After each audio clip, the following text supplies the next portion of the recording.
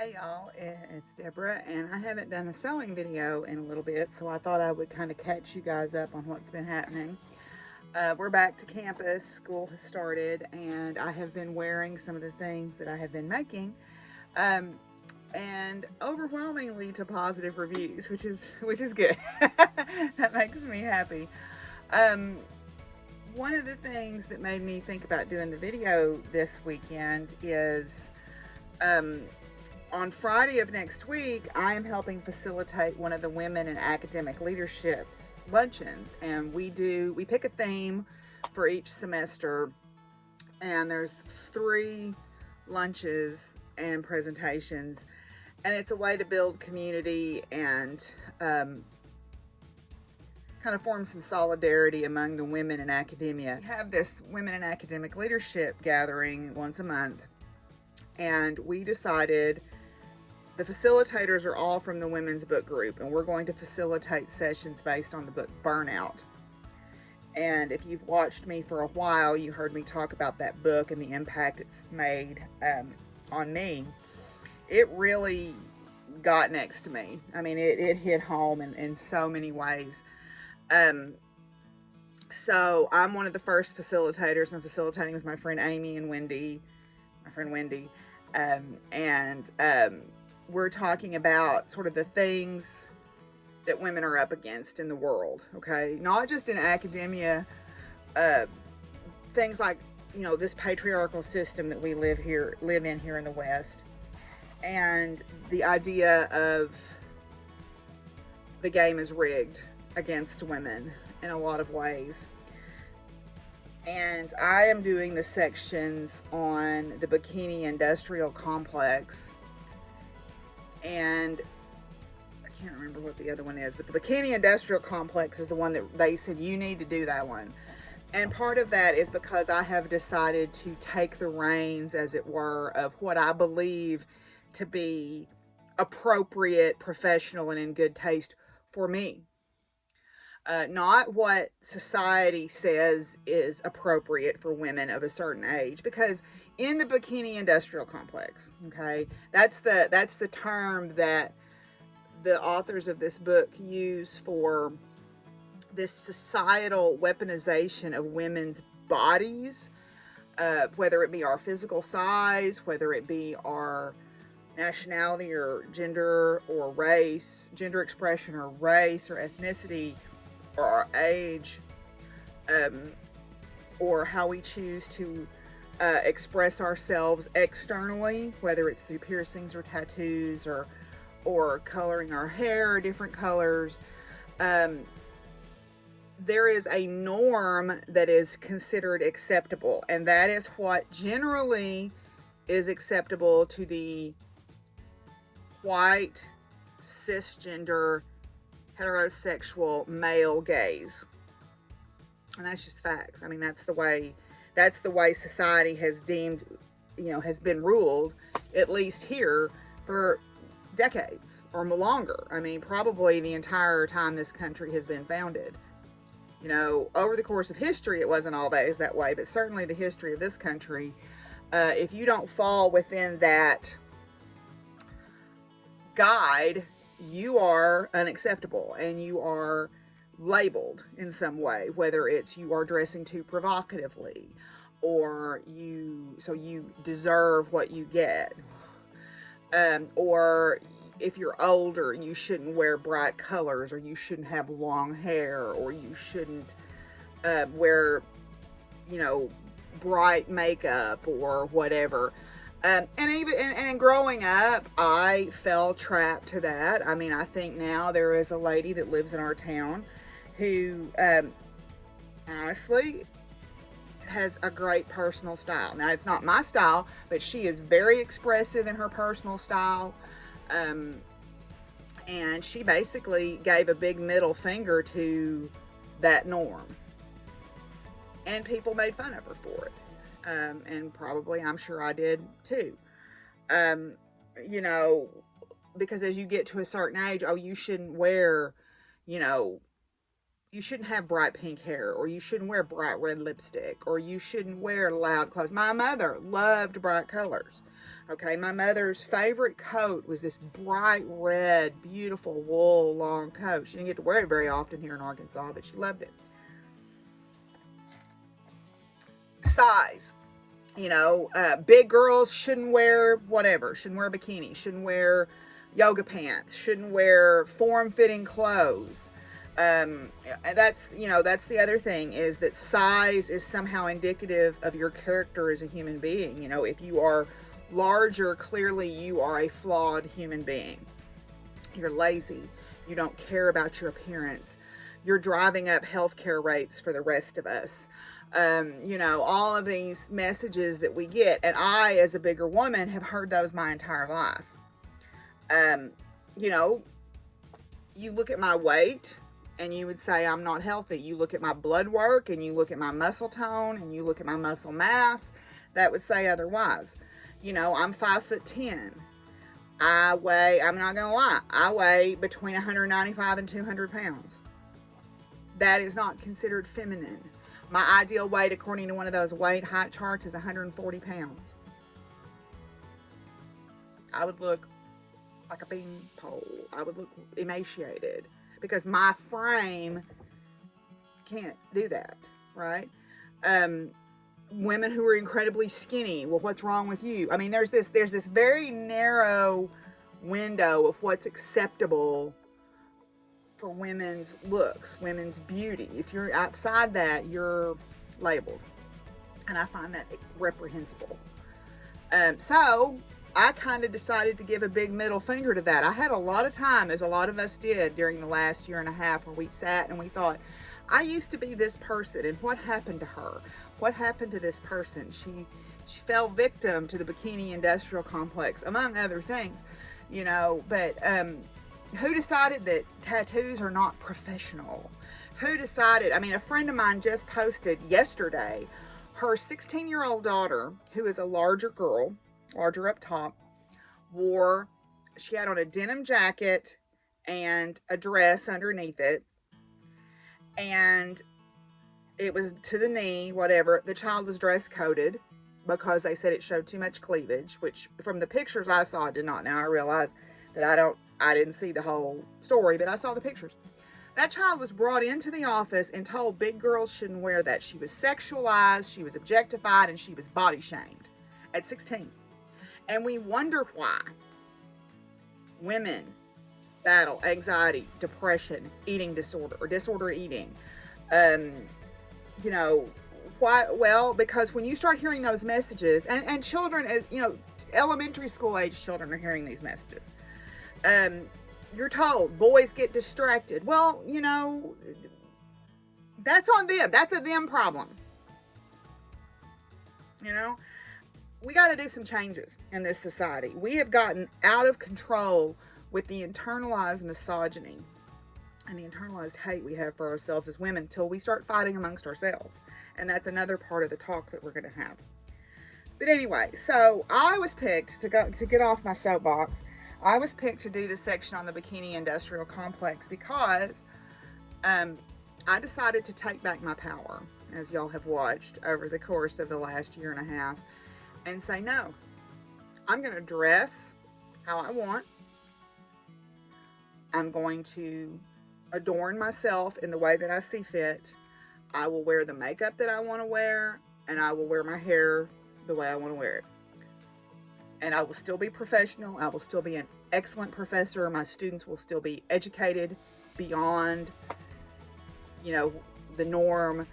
I will still be all of these things, but I will be able to express myself in the way that I desire, not your model for what is acceptable, because you're not going to accept me anyway. That's the thing. You can meet these standards. You can nip and tuck and diet and cut your hair and wear the makeup and spend thousands upon thousands of dollars to look the way, and then it's still not good enough. So why bother? I'm not going to play a game that's rigged because you can't possibly win. So that's very serious talk there. What I thought I would do is talk a little bit about some of the things that I have finished since it's been a minute since I talked about those, and I would show some patterns and kind of my upcoming plans, and I would encourage you to if you don't sew, I've talked to a lot of people, oh, I could never do that. You know, I understand that it's not for everybody, but there are a lot of people who say, oh, I could never do that. You know, it's taken me 25 years, 27 years of practice and failures and learning what I like and how to fit my body to get here. It's not something that I learned overnight. I made a lot of things initially that looked good up here that did not translate well onto my body because I didn't know how to fit myself yet. But you know what? You get better and you buy inexpensive fabric and you buy an easy pattern. And if you mess it up, nobody gets hurt. Yeah, you're out some money, but I mean, if you're that worried about it, mock it up out of some old bed sheets. I've done that. I mean, I had a pattern that I wanted to try to make that was made for knit fabrics, but I wanted to make it out of woven fabric. So I cut apart an old wore out bed sheet and then I made sure it worked, and it did, and yay. I had a dress pattern that I took some fabric that somebody gave me and made myself a wearable muslin, and I liked the muslin so much I've also finished it out as a dress. So, you know, it's learnable. I mean, and there's lots of resources out there. You know, there's tons of resources out there. You probably have friends that sew. Don't be afraid. Nobody is going to shame you for asking questions. Anybody that sews will never make you feel bad. I would have to say, I won't say everybody, but most everybody that sews would never make you feel bad for asking questions, because we all had to ask those questions at some point, trust me. And I still make mistakes. You know, the other day I was sewing along and I wasn't looking at my instructions and I did something I shouldn't have done and I had to go back and take it out. You take it out. And sometimes, I mean, very rarely is there anything that's not recoverable. You know, it may not look exactly like what the pattern says it's going to, but it's very rarely that you make such a big mistake that it's totally trashed. So it's pretty low stakes, right?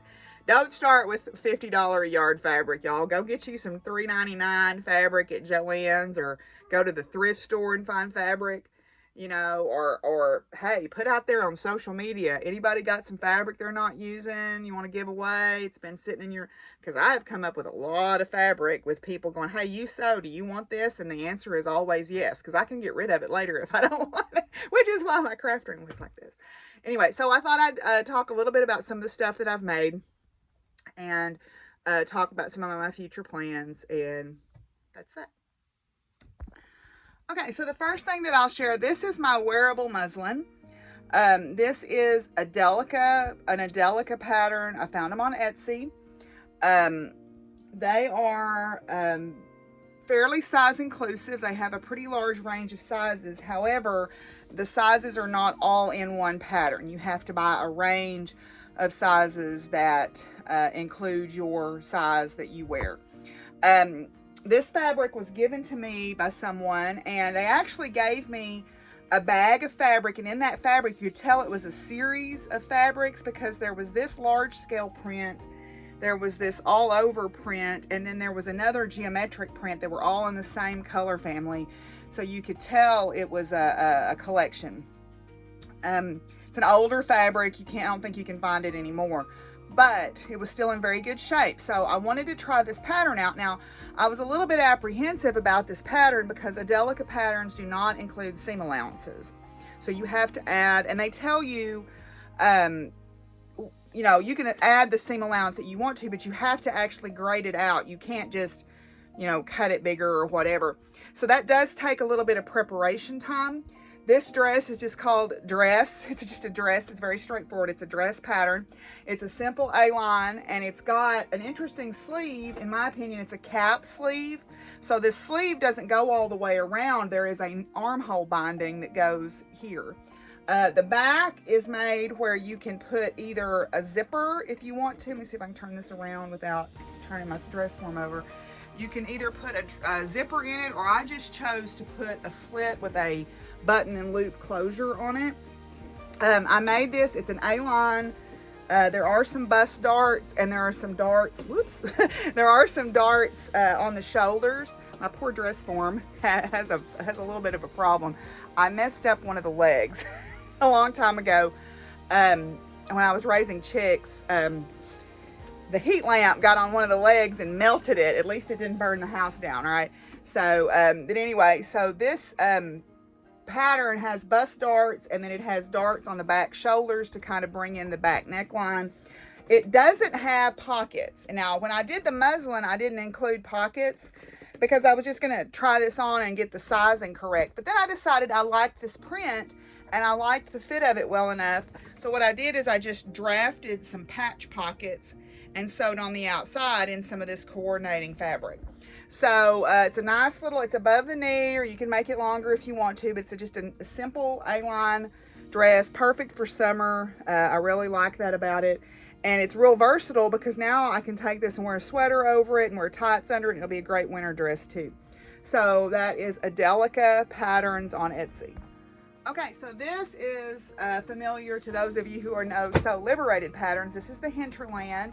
This is a sleeveless version of the Hinterland, and I made the full placket front with the buttons. Now, I cheated because this is going to be this is out of a flannel, so it's going to be a winter dress, like a jumper style dress. This is a flannel I bought from Joann Fabrics. It's got jellyfish, see? I sewed this shut.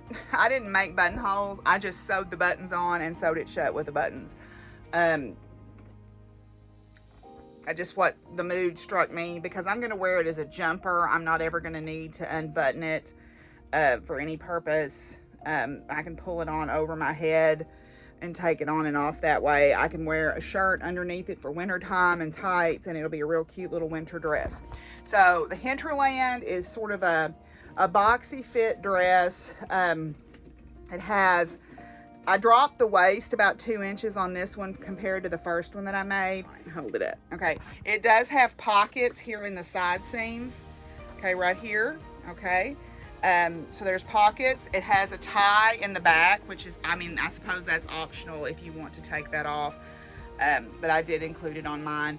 The view, it has, you can do it with sleeves or without. I chose to do without sleeves so I could wear it kind of as a jumper dress, or a, whatever you want to call that, like a pinafore type dress. It has the option where you can do buttons just down to the waist, or you can go all the way to the bottom of the dress with the buttons. Okay, so I chose to do the full placket version, and then I ended up sewing it closed. So anyway, so yeah, this is the Hinterland by Sew Liberated, very size inclusive pattern. I think you can get this in a print version, but I think they may be sold out right now. And you can, mine are all PDF versions that I've got that I'm showing today. So this is the Hinterland by Sew Liberated. I didn't put these on a dress form because it's kind of hard to show skirts on a dress form. This is the Chocolate Chip Skirt by Tie Dye Diva on Etsy again.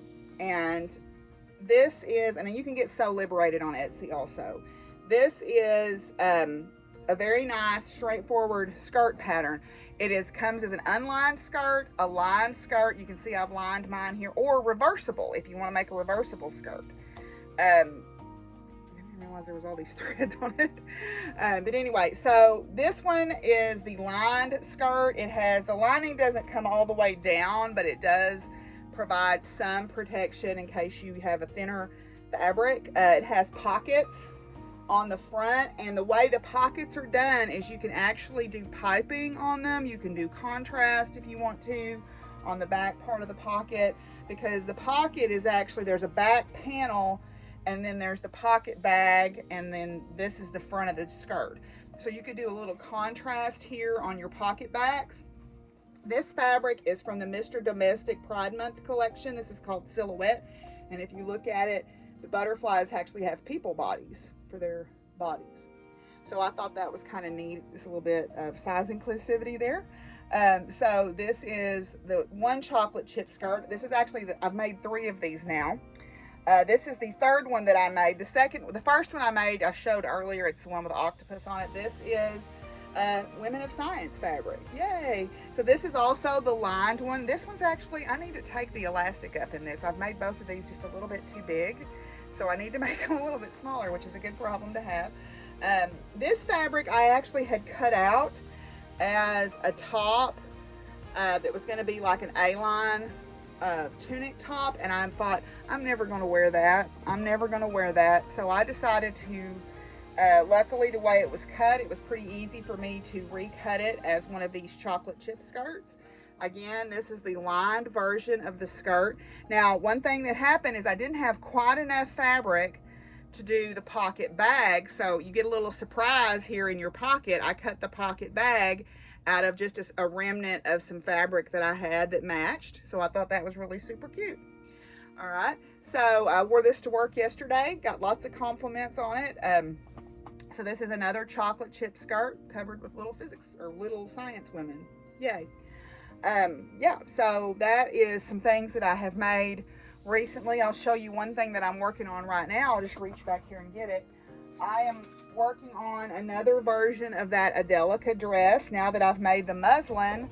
I want to make my Cobra corsage fabric in that dress, but I want to make it a little bit more fitted. So this is the second version of that dress that I'm making. I haven't put the sleeves in it yet, but I've done, this is Astronomer Foxes. Isn't that cute? I love that fabric.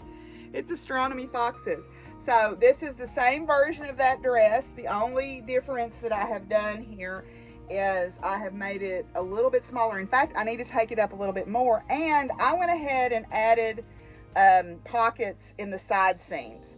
All right, the pattern does not call for that, but I will never not have pockets. So I went ahead and used, actually I used the pocket from the Hinterland dress as my guide, and I put pockets in the side seams here. So this will have the cap sleeves. I just haven't gotten that far on it yet. So I'm gonna take this, I tried it on and it's a little bit loose in the waist. It fits in the bust fine, but it's a little bit loose in the waist. So I'm gonna go back to the sewing machine and take it up just a little bit, and I think it'll fit just fine. And then that'll give me a good idea of what I need to do for my Cobra corsage fabric. So this is, I started this last night. I'm probably gonna finish it here when I'm through recording this video. And yeah, so Astronomy Foxes, is that not adorable fabric? I love that. Okay, so that's the Adelica dress also. So that's what I'm working on right now. So what I'll do now is just show you a few patterns that I've bought and maybe give you some thoughts on the fabric I want to make them out of. Okay, so this mountain of paper that you see back here, that's actually a pattern I just got through taping together. I haven't cut it out yet. It's the Holyoke maxi dress by Cashmerette. I am going to make this version of it. I have found that I have become much less uncomfortable wearing sleeveless things or tank dresses because I'm in pretty good shape and I have tattoos, so why not show them off, right? Somebody asked me the other day, do you cover those tattoos up when you're at work? And I'm like, absolutely not. I spent a lot of money on those. I want the world to see them. I'm proud of them. I'm not ashamed of the fact that I'm tattooed. We were talking a little bit about the who decided that tattoos were unprofessional, you know, and at some point somebody said, well, tattoos are associated with people of low morals. Lots of professionals have tattoos. You know, people that you would never expect have them. You may not be able to see them, but I just decided I was tired of hiding who I was, so I'm gonna put it out there, you know. And we're working on this side. You know, there's my, started on my horses, you know, you can see there. But, you know, I don't think it's unprofessional. I think, if anything, it shows that you have a certain level of determination, because that takes some dedication right there. So, I think, fortunately, being in academia, I have a little bit more leeway, but I feel like the world has gotten a little bit more accepting, and it needs to. I mean, it's ridiculous to think that it's ridiculous to put people in a box, whatever that may be. So, what am I going to make the Cashmerette out of? Well, I, believe it or not, organized my fabric stash behind me there and put all my Halloween fabric together and all my Christmas fabric together, and then I put all my apparel fabric where I could see what I had, because I hadn't gone through my fabric in a long time. And I found some fabrics that I sort of forgot that I had. Unfortunately, even though this would make a beautiful maxi dress, I don't have nearly enough of it to really do much of anything with, but I think it's just gorgeous. This is, I don't even remember when I bought this. I brought it from Oklahoma, so I've had it for at least 16 years. But anyway, there's probably enough of this to make a skirt out of, so that's probably what it's going to end up being, or at least part of a skirt. But at the same time, I purchased this fabric. Now, it is a border print, so I'm going to have to be a little bit strategic in how I cut it out. But let me see if I can show it without it just looking like a wadded up mess here. Here we go. All right, so this is a border print fabric that I have, but I think I can cut one of those maxi dresses out of this. It takes a lot of fabric. I think I have enough of this to cut it out and kind of do that as my wearable muslin, right? I'm saying this is a wearable muslin, not because this fabric is cheap in any way. It's just I've had it for so long that it's kind of a low stakes. I kind of forgot that I had it. So I want to use it to test out the pattern. Then, if it works out, I have these two fabrics that I bought, and I bought them both at the same time at a store, which I will not shop at anymore, so I'm not going to give them the energy of my breath. But I have them, so I'm going to use them because I bought them several years ago. I've got this fabric because, you know, who doesn't need a unicorn maxi dress? And then I have this fabric, which I love, because it's got me on it. It's got little gray-haired ladies carrying around plants and animals around them and stuff like that. So I think those will be perfect for a maxi dress. And the nice thing about this pattern is you can wear a shirt under it. You could wear like a turtleneck or something under it, and it could be a winter dress too. It doesn't have to be exclusively for summer. And I'm really trying to make things that are not too seasonal specific, that I can wear sweaters with, or wear long sleeve shirts under, or tights, or whatever, and wear them all year long, because I think you get the most bang for your buck that way. Now, when I purchased from Adelica, they sent me a code for a free pattern. And well, they sent me a link to their secret free pattern section is what they did. I couldn't pick any free pattern, but I picked out this top. So Adelica Patterns off of Etsy. And this is, they do have, like I said, they are size inclusive, and you get 8 different sizes in a pattern. This is their, and they actually go larger than this. This is not the top range of their sizes. So this is just a little tunic type top. There, it's an A-line tunic, sort of swing top that you can make.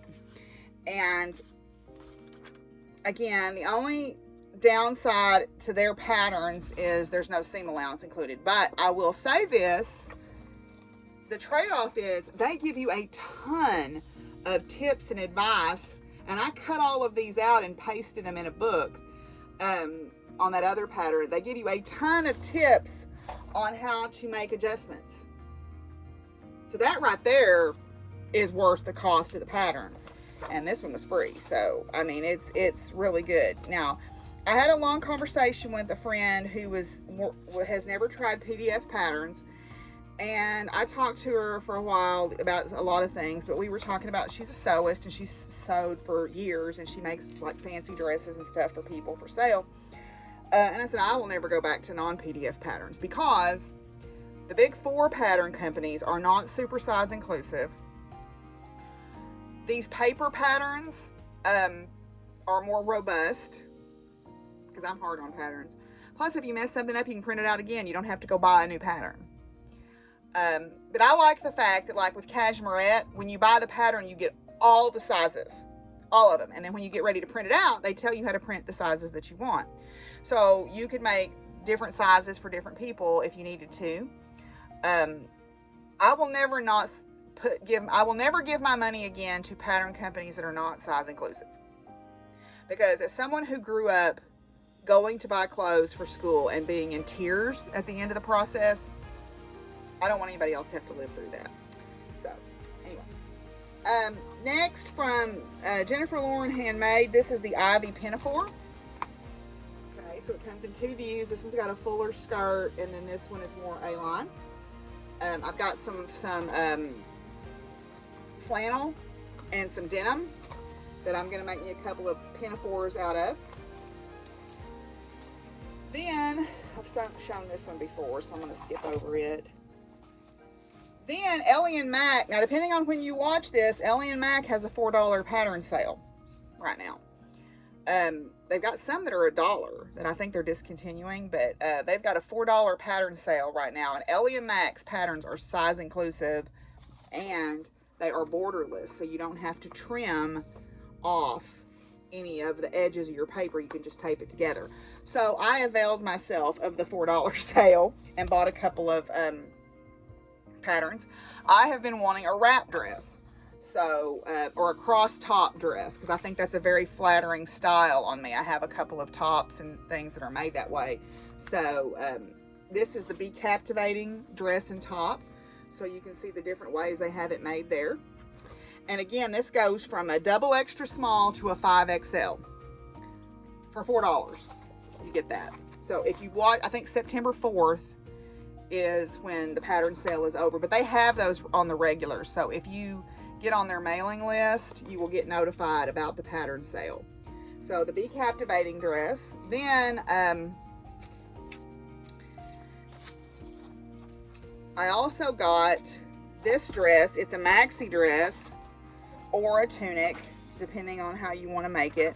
This is the Trebel wrap tunic and dress pattern. This is another wrap style dress. It has a belt on it, which I'm not super excited about it, but it looks like you can make it without the belt if you want to. So again, these are all for knit fabrics. So I have some knit fabrics in my stash. One knit fabric that I'm particularly excited about is this one. Okay, so I could see making, I think I bought 5 yards of this, or 6 yards, I don't remember, but this is from Joann's also. They have great, I mean, I know we don't like the targeted marketing where it's like our phone or our computers can read our minds, but I've gotten some great deals on fabric that way. So this is from Joann Fabrics, and I am going to make one of those wrap style dresses out of that. Probably, I'm going to see how much I have. I want to use as much of this fabric as I can, but if I can cut the shorter dress and then still have enough left over to make a top, then I'll do that. But if I can't, then I'll make the longer dress out of that. Another pattern that I got from Ellie & Mac is the Cardigan Love pattern, and that is this. Okay, so it's a long cardigan top. You can make it as a sleeveless. You can make it as long sleeve. It comes in multiple lengths, so you can see it there. And that's a good versatile layering piece, so you can wear, like our building is cold. And so I wanted to wear, I like things that I can layer and be warm, okay? And so the Cardigan Love pattern is perfect for me to wear to work as a layering piece. The last one that I will show is, it seems like I bought another one, but I guess I didn't print it out yet. I also purchased this one. This is the Women's Everywhere Dress pattern. This is just a simple A-line top or A-line dress. You can make it in multiple lengths. Okay, you can make it as a long sleeve, a short sleeve. It's got the contrast top on it if you want that. So I think those are, I like patterns that are quite versatile. So I think that it's good to have a pattern that you get more bang for your buck that way. So I've got 2 patterns stacked together here, so I'm going to separate those out real quick. And like I said, I like to make things that I can wear, that I can take from summer to winter easily, or warm weather to cold weather, or even just for layering in our building, because like I said, one of our classrooms is like a meat locker. It is really cold. Some other fabrics that I have that I will show, and I've showed these on the podcast, one of these on the podcast, but the other one I haven't. Someone gave me this fabric. This is a piece of Waverly, really it's probably upholstery fabric, but I don't care. That, my dears, is going to be a skirt. That's going to make an awesome, awesome skirt. The name of the pattern is called Celestial Sun. Man, I love that. So this is going to be a skirt. I'm going to cut one of those chocolate chip skirts out of it, because they take 2 yards and a bit, and that's a 44-inch wide fabric, but I think I can cut one out of this. I measured it out the other day and it will just fit. So I love this. So I'm going to make myself a chocolate chip skirt, and this is thick enough that I won't have to line it, because it's that like twill. So there's that. And then I haven't quite decided what I'm going to do with this yet. I love this fabric. It's called Little Stinker. It's a Tula pink fabric, and it's skunks. But if you look at it, there's a rainbow gradient in the flowers. If you look at them as they go across the fabric. I love fabric that's unexpected, right? That's unexpected. So that's all I'm going to share with you. I knew it's been a minute. This got a little bit longer than I meant because of my diatribe at the beginning. But wear what makes you feel good. Wear what makes you happy. Because if you're happy, you're going to feel good. And if you feel good, you look good. You know, the best accessory anybody can wear is happiness and comfort and being comfortable with themselves. And you know what it does is it gives people that see you do that, it gives them bravery to find themselves too. I have been really touched by how many people have stopped me in the hallway and they're like, I love that skirt, I love that dress, where did you get that? And I tell them I made it, and then we have a conversation about it. You know, when you express who you are, it draws people in, and it gives them the bravery to find who they are. It gives them permission. Sometimes people just need that little bit of permission. Because society spends so much time telling young women, especially, you can't do this. It's that Be a Lady, they said thing by Cynthia Nixon. Oh, that makes me crazy every time I listen to it, but it's so accurate. Society tells us these things, and we can never achieve it. So why bother? I'm not playing a game that you can't win. I'm gonna play my own game, right? And by playing my game, I am living my life the way I am being true to myself. Other people see that, and that gives them permission to do that too. So never underestimate your ability to help other people, even in these ways of just walking through your day-to-day life, walking through the halls of your business or of your job or of your school. You know, it gives young women power, and when we give young women power, things stop, like the sexualization of young women's bodies, about making young women responsible for the behavior of young men instead of making young men responsible for that behavior. It stops the brutal treatment that women get as we get older, or if we're not what the size they say we should be, or if we don't look like they say we should look. It chips away at that system, and it gives us our power back. So never underestimate that, y'all. All right, I'm going to end this here. I've rambled a lot, so I hope you enjoy this, and we'll see y'all soon. Peace out, y'all. Bye.